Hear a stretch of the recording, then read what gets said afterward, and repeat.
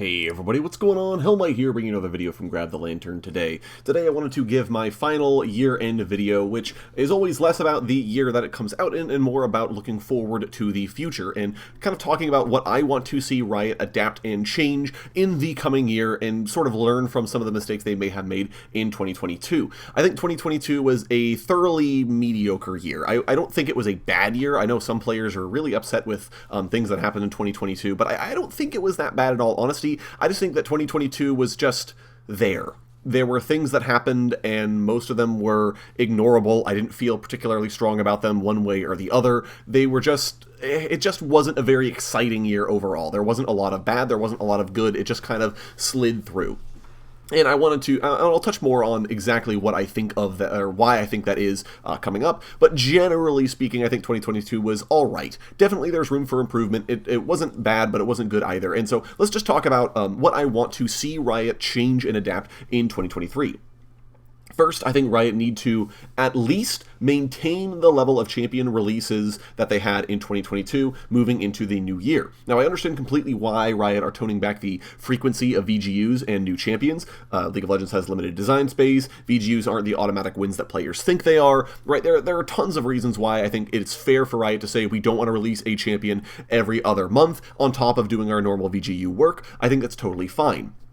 But that said, this year felt very quiet from a release standpoint. We had a new champion or VGU every 2 months, which is pretty slow in comparison to years previous. I think I remember years where we got our 6 champions plus 2 VGUs, right, which was like, plus all the mid-scope work. Like, I just think there were so much more things that happened in years previous versus in 2022 where you're just kind of hanging out waiting for the next release, which you know is going to be in 2 months. And if you're not a fan of the newer champion, if it's not a lane you play, if you're not a fan of the like the reworked version of this character, then that release may as well have not happened, right? I play mostly top lane, for example.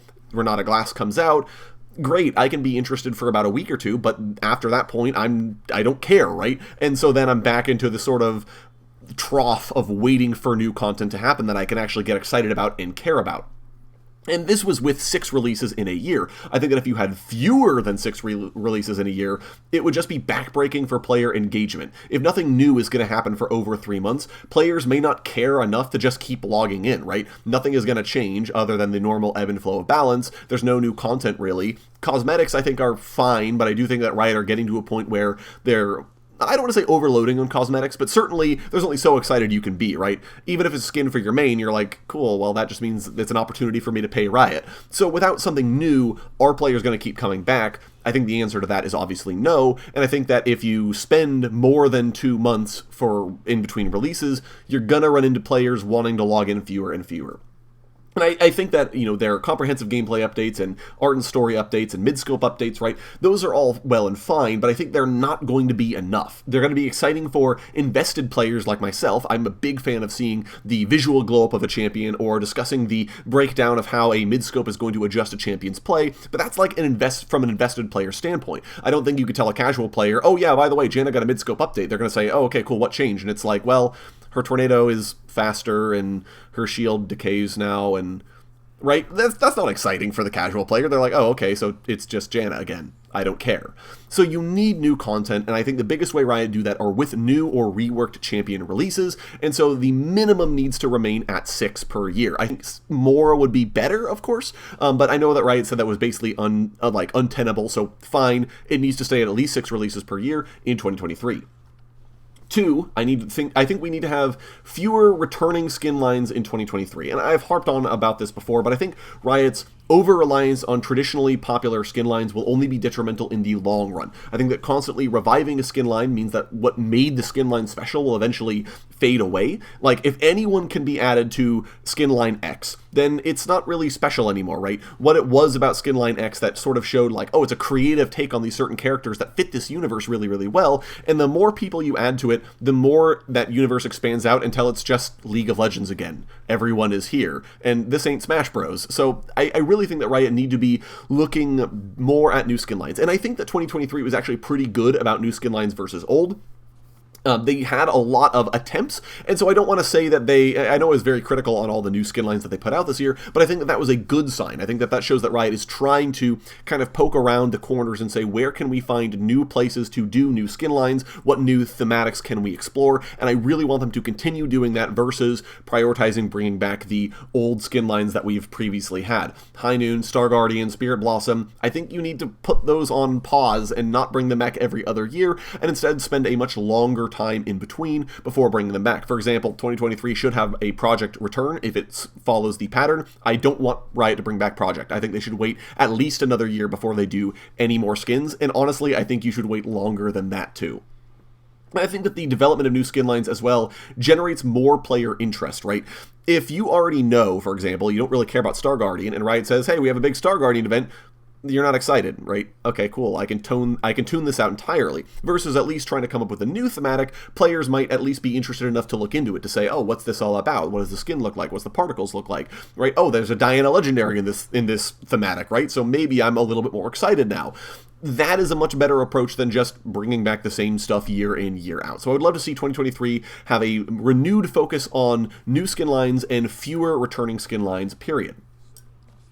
Number 3, I think that 2023 needs to be another year of minor change. And I mentioned this at the beginning of the year, but Riot's finally paid off like the majority of their tech debt. The client's been improved. I'm not going to say it's perfect, but it's been improved. The item and rune systems have been replaced, and the vast majority of League's systems have been modernized and are in good working order. I realistically think that the only thing that we're still waiting on is the visual modernization of a lot of champions that were released back in 2011 and 2012. That's what ASUs were intended to fix, but Riot have been very, very slow at rolling those out, so I don't know what the holdup is, but suffice it to say, 2022 was a very quiet year in terms of major changes.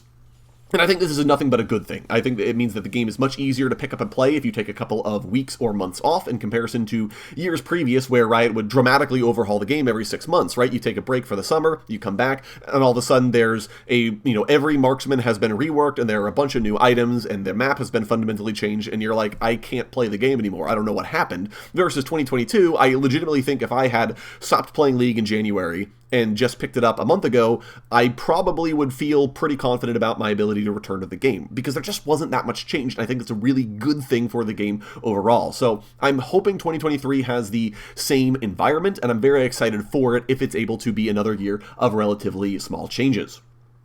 Number 4, Riot need way more lore development in 2023. I don't want to completely discount 2022. We had an entire novel released after all, but this was one of the quietest years on record for lore content. I think that the only stories we got were the new champion color stories and backgrounds, and that was about it. And in comparison to previous years, where we got semi-regular lore content that usually wasn't tied directly to new champion releases. I remember we just would get stories about, hey, this one happens to feature the Kindred, or this one happens to feature Pantheon. And in fact, we had an entire bevy of stories released in the run-up to the season start cinematic, or maybe after the season start cinematic if it was delayed, but suffice it to say, there was lore content there. I think Riot set it up very well, and then they had the big story-based cinematic, and they followed that up a little bit with the Belveth reveal trailer, and I was very excited about what this meant for the lore content released in 2022, and then nothing. Silence for an entire year. We got no new stories. We didn't really have anything else happen in-game. And sure, other games did some story content, Legends of Runeterra, for example, with the Darkened Saga, but League of Legends did nothing, and I think that is a massive missed opportunity. I think if Riot want people to care about the world that they've created, they need to be releasing regular content for it to give us a window into this world, to continue to develop it out. And this is relevant because they have an MMO coming up that they need people to be interested in. And as a result, I think that they really need to be prioritizing the lore content. I know that they try to tie it all into like new releases and stuff, but I think that even a couple of extra stories a year, maybe one trailer or something, more than one trailer per year, I just think that's what League of Legends needs in order to maintain the lore hype. And I think that this is a way as well to make up for the drought in content. If you're going to be waiting 2 months between every champion release, I think that having story content to look forward to is a big deal. And I would love to see Riot, I know we had the Star Guardian event this year, which is fine, but I would love to see another